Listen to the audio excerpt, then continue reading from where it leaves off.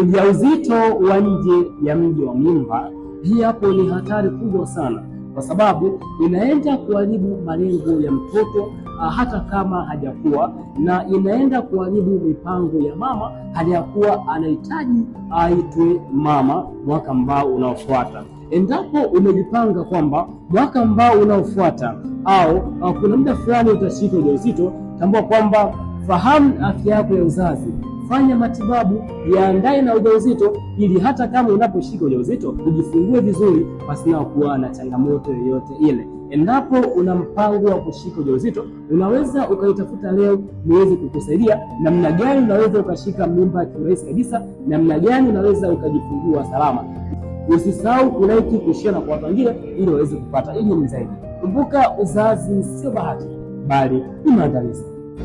Kawaida na kwanga tu busy, lakini wewe